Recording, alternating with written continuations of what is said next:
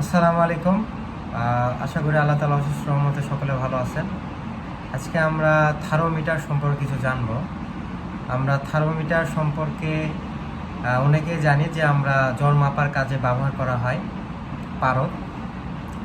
এটা ডিজিটালও আছে, অ্যানালগও আছে।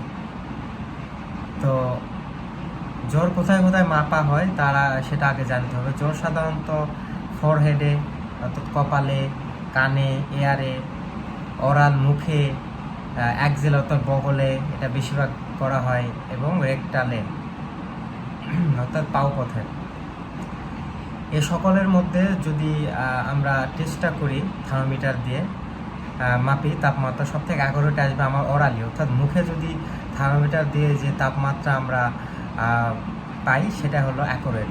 আর যেটা আমরা বগলে অর্থাৎ অ্যাক্সিলারেটরে, এটা আমরা সাধারণত যেটা তাপমাত্রা পাবো, যেটা ফারেনহাইটটা পাবো, সেটার সাথে এক যোগ করবো। যদি আমরা 99 ডিগ্রি ফারেনহাইট পাই তাহলে এক যোগ করবো, তাহলে 100 ডিগ্রি ফারেনহাইট। আর জানা উচিত যে আমাদের নর্মাল মানুষের বডি টেম্পারেচার অর্থাৎ তাপমাত্রা কত হলে নর্মাল, এটা হলো 98.4 ডিগ্রি ফারেনহাইট, এটা হলো নর্মাল। তো তা বুঝতে পারছেন। আর অবশ্যই পাওপথ অর্থাৎ মলদ্বারে যদি কেউ তাপমাত্রাটা মাপে তাহলে অবশ্যই যে পাবে সেটা -1 মানে বিয়োগ করতে হবে 1।